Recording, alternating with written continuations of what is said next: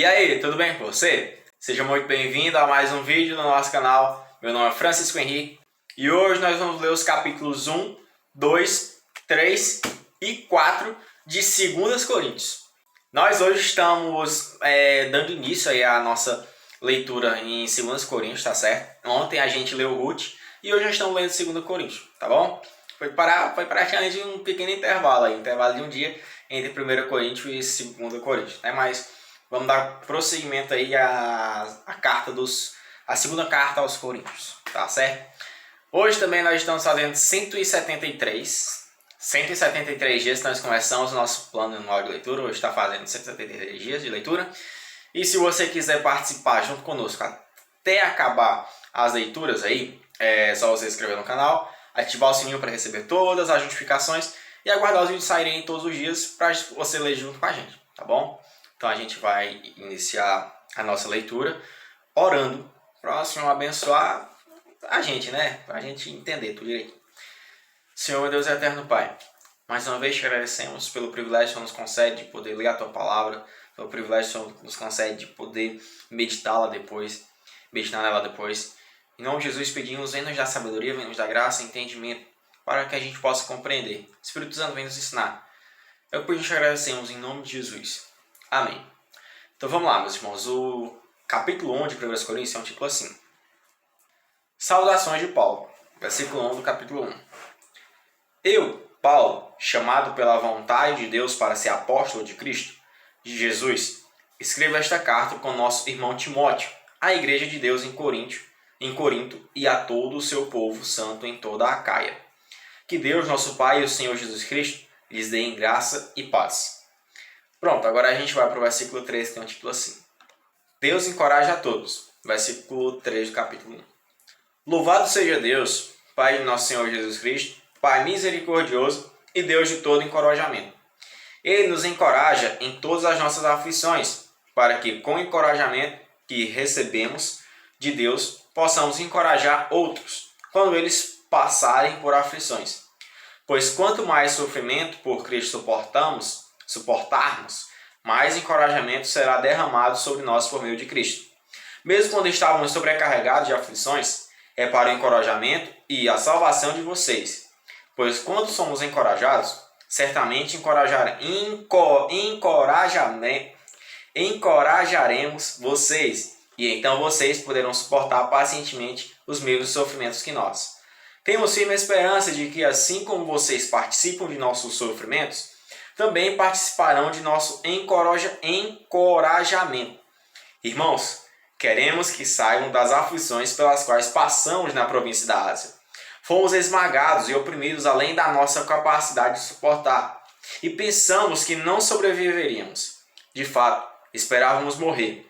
Mas como resultado, deixamos de confiar em nós mesmos e aprendemos a confiar somente em Deus, que ressuscita os mortos. Ele nos livrou do perigo mortal e nos livrará outra vez. Nele depositamos nossa esperança e Ele continuará a nos livrar. E vocês nos têm ajudado a orar por nós.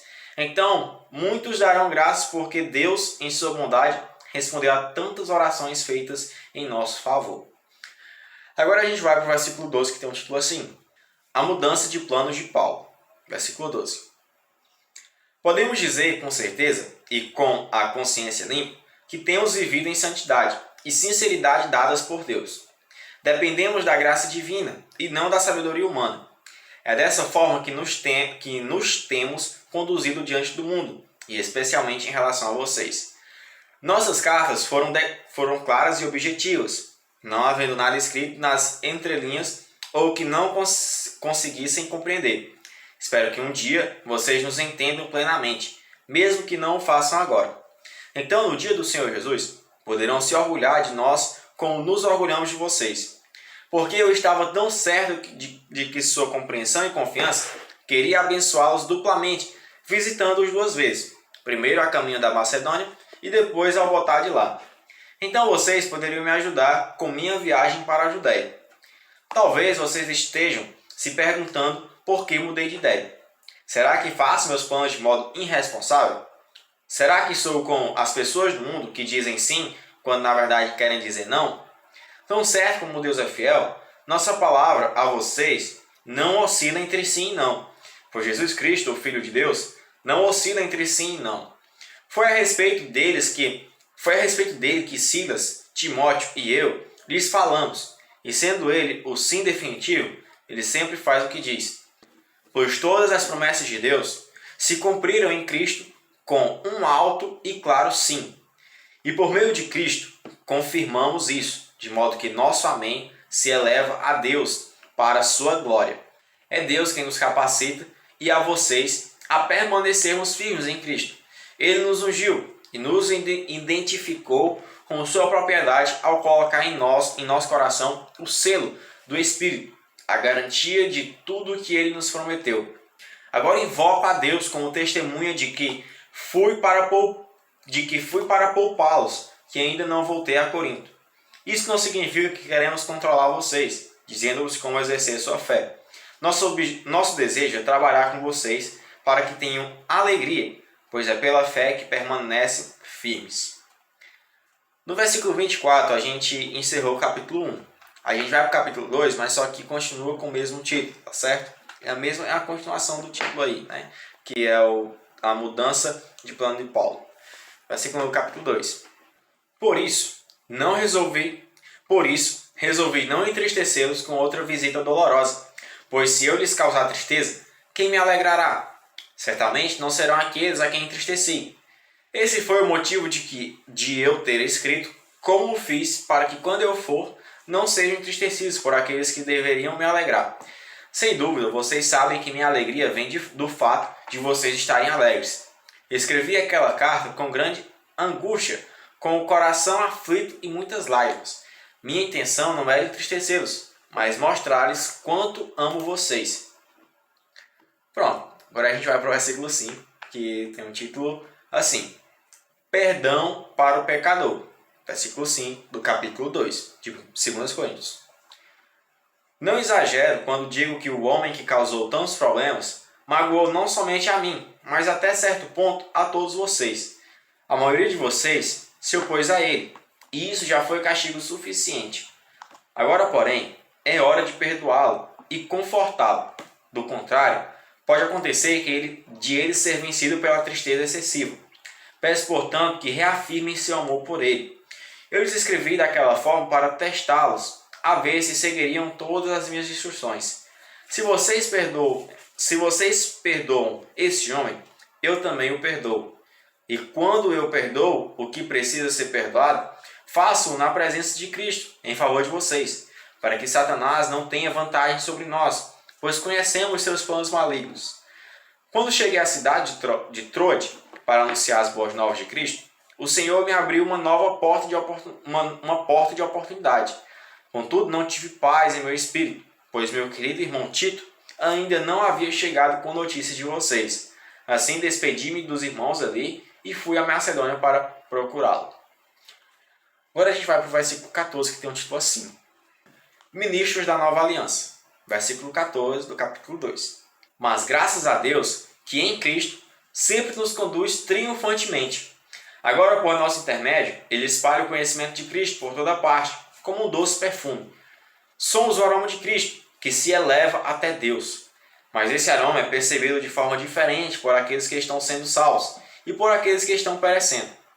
Para os que estão perecendo, somos cheiro terrível de morte e condenação. Mas para os que estão sendo salvos, somos perfume da vida. E quem está à altura de uma tarefa como essa? Não somos como muitos que fazem da palavra de Deus um artigo de comércio. Pregamos a palavra de Deus com sinceridade e com a autoridade de Cristo sabemos que Deus nos observa. Meus irmãos, no versículo 17 a gente encerrou o capítulo 2, agora a gente vai para o capítulo 3, que também é uma continuação do capítulo 2, do título Ministro da Nova Aliança, tá bom? Versículo 1 do capítulo 3. Será que estamos começando a nos recomendar outra vez? Somos como aqueles que precisam entregar-lhes ou pedir-lhes cartas de recomendação? Vocês mesmos são a nossa carta, escrita em nosso coração, para ser conhecida e lida por todos. Sem dúvida, vocês são uma carta de Cristo, que mostra os resultados de nosso trabalho em seu meio, escrita não com pena e tinta, mas com o Espírito do Deus vivo, e gravada não em tábuas de pedras, mas em corações humanos. Estamos certos disso tudo, por causa da grande confiança que temos em Deus por meio de Cristo. Não que nos consideremos capazes de fazer qualquer coisa por conta própria. Nossa capacitação vem de Deus. Ele nos capacitou para sermos ministros da nova aliança, não da lei escrita, mas do Espírito. A lei escrita termina em morte, mas o Espírito dá vida. Pronto, agora a gente vai para o versículo 7, que tem um título assim: A glória da nova aliança. Versículo 7 do capítulo 3. O antigo sistema, com suas leis gravadas em pedras, terminava em morte. Embora tivesse começado com tamanha glória que os israelitas não conseguiam olhar para o rosto de Moisés, por causa da glória que brilhava em seu rosto, ainda que seu brilho já estivesse se desvanecendo.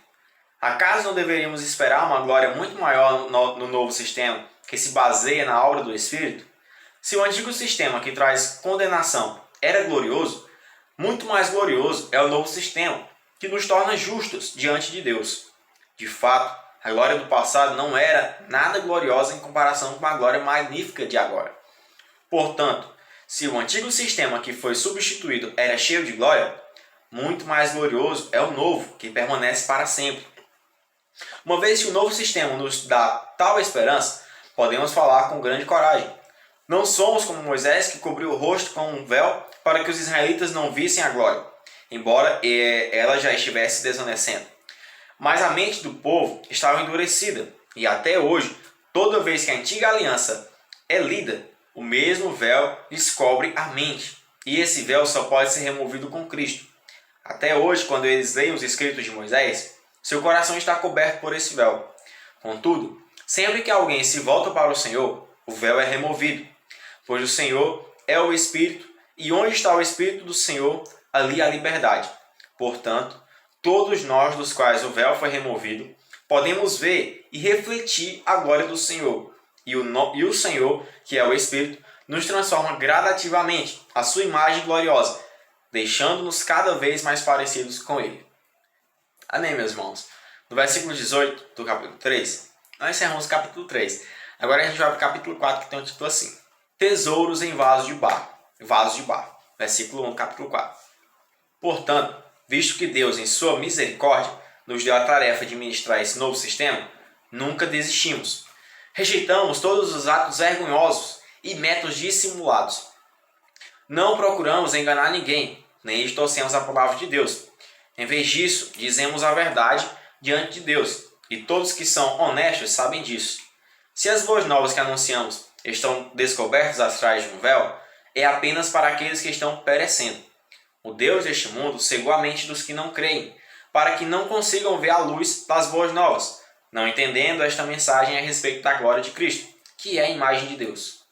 Não andamos por aí falando de nós mesmos, mas proclamamos que Jesus Cristo é Senhor, e que nós mesmos somos servos de vocês por causa de Jesus.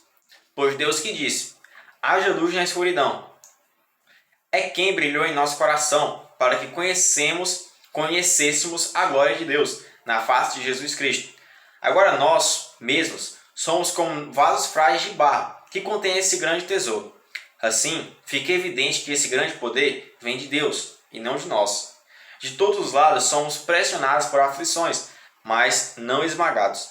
Ficamos perplexos, mas não desamparados. Somos perseguidos, mas não abandonados. Somos derrubados, mas não destruídos. Pelo sofrimento, nosso corpo continua a participar da morte de Jesus, para que a vida de Jesus também se manifeste em nosso corpo. Sim, vivemos sob o constante perigo de morte, porque servimos a Jesus, para que a vida de Jesus se manifeste em nosso corpo mortal. Assim, enfrentamos a morte, mas isso resulta em vida para vocês. Continuamos a pregar porque temos o mesmo tipo de fé mencionada nas Escrituras. Creia em Deus, por isso falei. Sabemos que Deus, que ressuscitou o Senhor Jesus, também nos ressuscitará com Jesus e nos apresentará a Ele junto com vocês. Tudo isso é para o bem de vocês, e à medida que a graça alcançar mais pessoas, haverá muitas ações de graça, e Deus receberá cada vez mais glória. Por isso, nunca desistimos. Ainda que nosso exterior esteja morrendo, nosso interior está sendo renovado a cada dia. Pois estas aflições pequenas e momentâneas que agora enfrentamos produzem para nós uma glória que pesa mais que todas as angústias e durará para sempre. Portanto, não olhamos para aquilo que agora podemos ver.